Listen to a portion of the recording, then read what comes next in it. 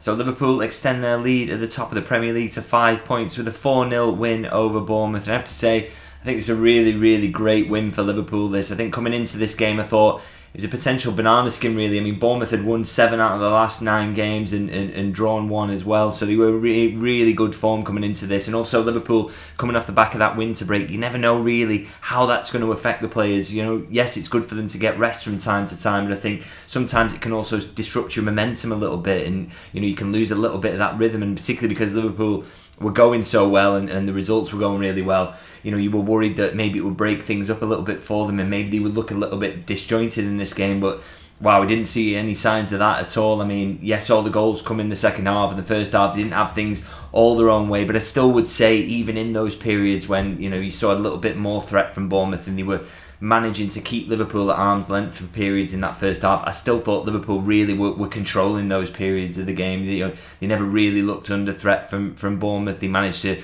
completely sort of manage all their threat all the way through the game and even in that first half, and they were using the ball kind of well, but it was just kind of breaking down in the final third. So they just needed that little chat, little pep talk from the managers to tell them exactly where the spaces were and how they should start playing football. And then once they get the opening goal in the second half, that opens the floodgates, and Liverpool end up with an extremely convincing scoreline, which I think reflected the dominance in the end. And it's really encouraging, I think, to see Liverpool starting to really kick things on, because I think in the early part of this season, you looked at some of the results and Liverpool were always going well and in and around the top of the table, but you were slightly worried that the performances maybe didn't match up with the results, and that Liverpool weren't quite playing as well as they were doing well in terms of picking points up. But I think what you've seen here, and you've started to see this in recent weeks, in fact, is that the performances are now up there with the results. And I think this was another extremely convincing one. And we've seen so many times that Jurgen Klopp teams, they tend to improve in the second half of the season, and I think we're seeing signs now that they really are clicking into gear. And the fact that they're 5 points clear of the top of the Premier League when that's happening, it bodes extremely well for Liverpool, and maybe not so well for the potential title rivals. So yeah, I think a huge performance this, really, and a big win, and one that should be really savoured by Liverpool supporters, because as I say, I think it was important for a few different reasons, particularly because now we're starting to see really good Liverpool performances. They're starting to look more and more convincing, and as I say, that bodes incredibly well for the title race. Now, I'm going to reflect on the players on an individual basis now, as I usually do, and I'll start with the goalkeeper, Alisson. As I said, Liverpool pretty dominant throughout this game, so didn't have a lot to do, really. He makes one save in the match, and he has one opportunity to make a save, and he makes it.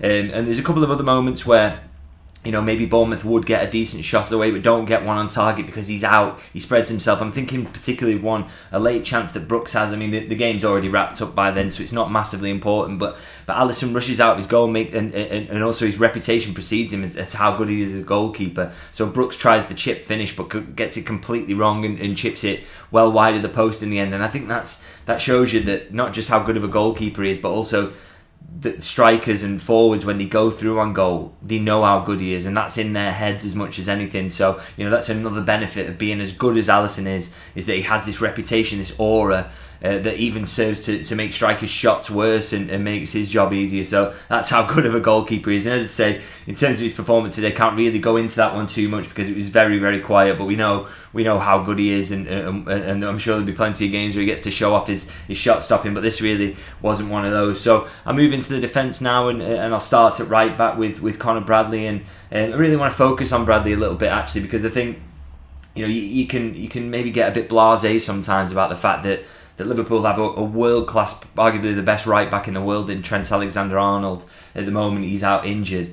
And he has come through the club's academy, and then he picks up an injury and he's sidelined for a while, and what they do to replace him is to simply pluck another incredibly capable right back out of their academy. And I think that what we're seeing from Conor Bradley so far, the game against Fulham, and then following it up here on his Premier League debut, let's not forget that he's only 20 years old as well.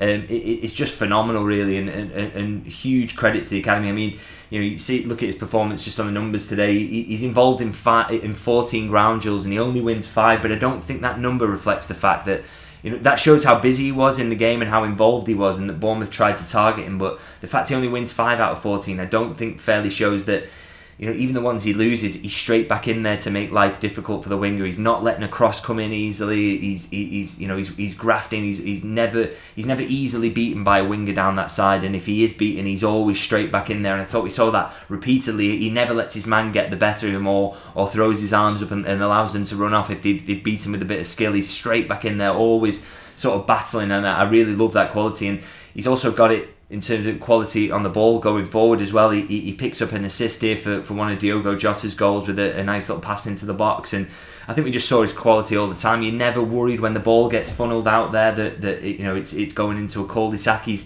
very, very comfortable and confident on the ball, which again is something you expect of every academy product. I mean, we're seeing it from Jarell Quansah as well this season, aren't we? He's very comfortable despite the fact he's a defender, very, very capable on the ball. So that's clearly something that they're drilling into them. And I mean, like I say, I just think another brilliant performance from him today. And the fact that Liverpool have yet to really miss Trent Alexander-Arnold is really just testament to how well Bradley has been doing, and his stint in the team maybe won't last too much longer, because we think Trent Alexander-Arnold, maybe if he's not back for the next game against Fulham, he'll be back for the one after that against Chelsea. But I think Conor Bradley has done himself no harm with his performances since he's come into the team, and as I say, just huge testament really to the academy and the work that they're doing, that they're churning out players of this quality. And I think Bradley, in this stint in the team, has really put himself in contention to be considered fully part of the first team squad next season. Could he be have the season as Trent Alexander-Arnold his number one backup, maybe push Joe Gomez out of that role? I certainly think he's capable of doing that and allowing Joe Gomez to maybe focus on being an option at centre half. That's how good I think Bradley has been, and how much faith I have in him as a player. I think he's done really, really well. Now keep going through the defence now and move on to Ibrahima Konate at centre half. I actually want to talk about him and Van Dijk as one really today, because I think what we saw today was that Liverpool did control things from start to finish, but Bournemouth did at times manage to get the ball into dangerous areas, but they were coming up against a brick wall in Konate and Van Dijk. And I would argue at the moment that those two are the best defensive or best centre half partnership in the entire Premier League. I think they complement each other's strengths so well. They're just both two absolutely world-class footballers, and they didn't give Bournemouth a sniff today. I mean, I look at the numbers for both.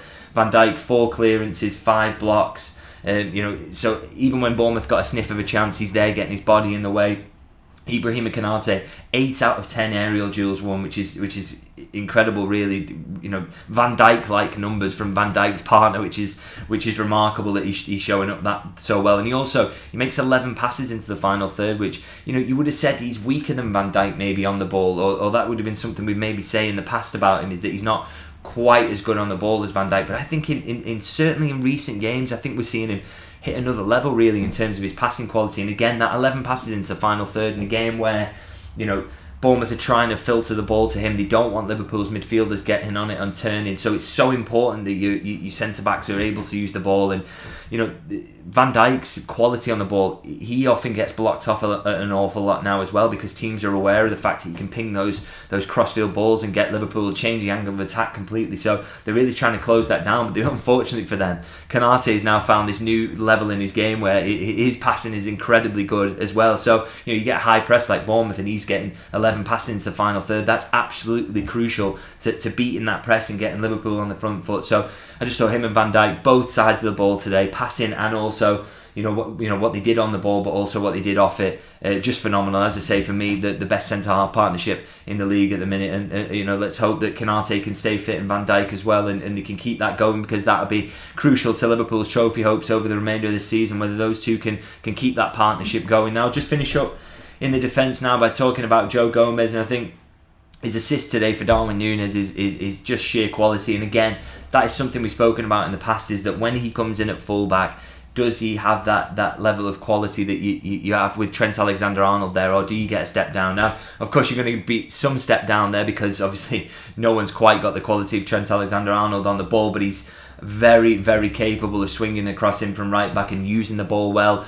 Same on the left hand side as well. Obviously his cross comes from the right when he gets moved there late in the game, but I just thought he's such a capable fullback, and he's been again, we're getting very close to him maybe being pushed out of the team, because Andy Robertson isn't too far away from being back to full fitness. But I think Joe Gomez, the role he has played in this period where he's done a bit of right back as well, He's played at left back in this period when Liverpool have had no left backs, and he's just been absolutely flawless, and he deserves huge credit. And I thought again today, another great performance from him, and not too many games left for him now at left back, but he hasn't let the team down at all. It hasn't looked like a weakness. I think he's really is firmly back to his best, Joe Gomez, and what a player he is when he is at his best like this, because he's got everything you need for a modern defender in terms of pace, ability on the ball, and he's very good in the defensive side of the game as well. So yeah, another fantastic performance from him. I'm going to move into midfield now, and I'll start with the holding midfield role. And for me, this is my man of the match for today, actually, Alexis Mac Allister. I mean, there's so much debate in the early part of this season about whether he is capable of playing in the holding midfield role, or whether he's a natural six or not. He definitely plays the game in a different way to Fabinho, and that's what Liverpool fans are used to, so I understand the debate from that perspective. But I think today, and in recent performances in general, actually, I think he's completely quiet in that debate about whether he's capable of playing as a holder. I thought he was phenomenal today. Again, both sides of the ball, he's showing it. 11 passes into the final third, utterly crucial for getting Liverpool on the front foot. 4 chances created, which is from your holding midfielder, is pretty remarkable, really, because he's in those deep positions and he's still managing to create chances. But then also, we know how good he is on the ball. The question marks are always, what can he do in terms of the off-the-ball work? Is he capable of playing that role? And I think the numbers answer that today. 15 recoveries and 12 out of 17 ground duels won, which is, yeah, again, great defensive numbers for a holding midfielder. And I think, just again, like I say, the debate for me about whether he can play that role is over. He's just got quality, coming out of his pores. I think he was Liverpool's man of the match for me today, and and I think recently we really are starting to see him come to the fore. He's so absolutely crucial to this Liverpool team in terms of getting him on the attack and also winning that ball in central midfield. And just love him and really enjoying watching his development at the moment, and he's really coming to the fore.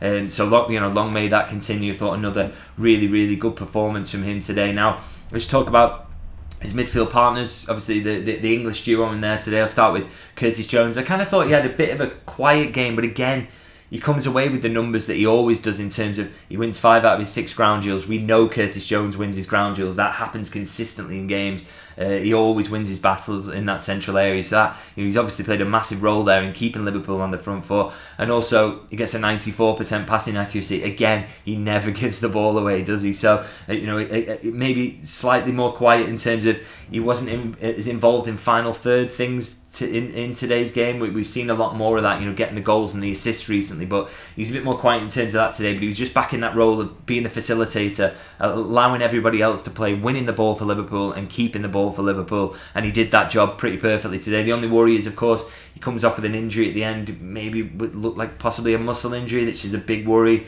Liverpool will hope he's not out for too long, because obviously a little bit threadbare at the moment with the injuries they've got. Really could do without having another serious injury blow in there. So, fingers crossed that's nothing too serious. And just finish up the midfield by talking about Harvey Elliott. Again, I think maybe because Alexis Mac Allister stood out so much, it felt like a little bit of a quiet game from Elliott as well. But what I liked about him, and this is what he always provides when he's in that central area, really, really busy, really good in the press.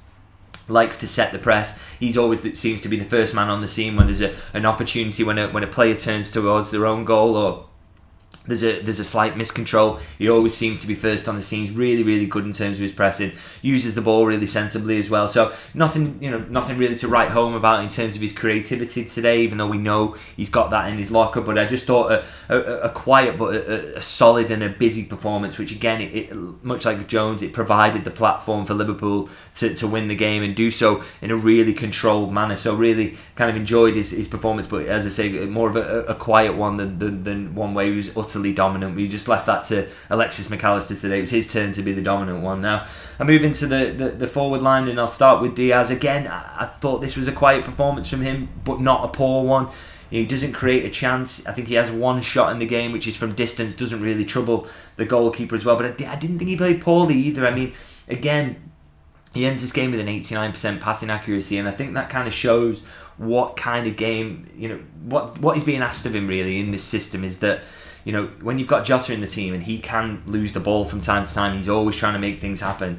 It's good to have a forward in there who always keeps it, who always keeps Liverpool on the front foot, makes the runs in behind, makes the offer for the ball coming short and can go either way. And I think Diaz always gives you that. He just brings a nice balance, and he always works hard to support his fullback as well. So even when he's not absolutely electric in terms of the threat he's offering, I still think he's giving you something which is real work rate and just taking up good and sensible positions as well, and keeping the ball in the final third to allow Liverpool to pen teams in. So I thought he did a decent job of doing that. Now I move on to his partners. Obviously they shared the 4 goals between them today, and I'll start with Nunez, because I think this is significant for him today, really, to get the 2 goals, because I think he's been a net positive for the team recently. There's absolutely no denying that. His pressing has come on leaps and bounds. His hold-up play as well. Even defending corners, he's important in terms of that. And also, he just consistently provides assists as well, doesn't he? So I think he has been a real net positive of late. But I would say that 1 goal in 16 for a forward who gets the chances and gets into positions he does is not good enough. And I think the manager would admit that privately as well. And I think Nunez himself would say that he doesn't want to be going on runs where he's only scoring 1 in 16, particularly when he's getting the chances he does. So to score 2 goals today with excellent finishes right into the corner, both of them taken really confidently, I'm hoping that can give him a little bit of a boost in terms of his confidence and really help him to kick on, because if he goes through a little bit of a purple patch now, then Liverpool's attack is already firing, and the fact that Mo Salah's away, for a player like Nunez to really step up would be very, very handy at the moment. So really well taken goals today. Really liked his performance. Didn't use the ball particularly brilliantly on the left wing. I think sometimes that can show up some of his weaknesses when he's in that left wing position, in terms of he sees a lot of the ball in build up, maybe more than you would want him to, and maybe looks a little bit clumsy with it at times. But I think the goals kind of sum up where you want him, which is in between the posts, 1 touch to finish, and he will mostly put it away or at least make the keeper work. And I thought today that that Liverpool provided him with exactly the sorts of chances that he wants to be getting, and he puts them away. So yeah, excellent for him to get those goals, and hopefully that'll be a big moment in terms of his confidence, so that he can add goals to the assists as well, and then he really will be the complete forward, won't he? And it absolutely will justify his place in the team. Now I'm just going to move on from Nunez now and finish up with the other goal scorer, Diogo Jota. I've sung his praises so many times on this channel. 2 goals and an assist today. I said when I was talking about Nunez there, that he's a little scruffy at times. It always doesn't look completely controlled with the ball sometimes, and it gets away from him. But I think 9 times out of 10 that's because he's constantly making things happen or trying to make things happen. Even in that first half where he wasn't perfect by any means, he was the one who looked the most likely to make something happen. And for me, I've said it many, many times now, that I think he's Liverpool's second best forward behind Mohamed Salah, and he continues to prove it in his absence. Absolutely brilliant today. 2 goals and an assist, and again, he's just one of those that Liverpool need desperately to keep him fit, particularly while Salah's away, and the goals and the assists will continue to come because he's such an intelligent, brilliant attacker, and he showed that yet again today. Now, just before I finish up, just want to talk about the fact that Owen Beck and Bobby Clark got on today, which I thought was nice touch from the manager. It was good that Liverpool were in a comfortable position where they could bring on 2 youngsters, but I also think look at what the academy is doing at the moment. It's great to see more potential stars coming through as well. Kwanzaa has been massive for Liverpool this season. Bradley's done so well since he's come in this 2-game stint, and maybe gets another couple of games under his belt while Trent is out. And so the idea that there's even more waiting behind them is so exciting, and also it's so crucial for Liverpool at the moment because they've got a lot of injuries. So much of the bench was filled out with the academy products today, and obviously they won't want that to continue. They'll want to get some players back from injury soon, and we hope there's going to be good news coming on that front. But I still think the future looks very bright in terms of what they've got there waiting in the wings in the academy. And you saw Beck and Clark really, really bright when they came on today, and it's just an incredibly exciting time for everyone at Liverpool's academy, and I think for fans as well, because it's so nice to see those young players coming through. When they come into the team with that enthusiasm. And I think you saw it in those 2 with their performances today, that they did have that enthusiasm on the pitch, and they'll sprint everywhere and they'll chase down every ball. And yeah, a great moment for the academy, as I say, and great to have a manager who shows that faith in youth as well. So that wraps up my sort of summary of the game and my views on the performances. As ever, I'm going to ask, let me know in the comments, who was your man of the match, who stood out. Is there any player ratings there that you didn't agree with, or anyone you think played poorly or well, that I maybe got my rating of them wrong, do let me know in the comments what you thought. And also, of course, if you don't subscribe, I'd love to get you on board with the channel. Please do click that subscribe button, and also give me a like as well. It helps to get these videos out to more and more fans, and always like to reach more Liverpool fans if I can. So I'm going to wrap it up there, and I'll say, of course, because there's so many games coming, Liverpool are fighting for 4 trophies at the moment, aren't they? And they're going really well in all those competitions. So many more games to come. So I'll see you guys very, very soon.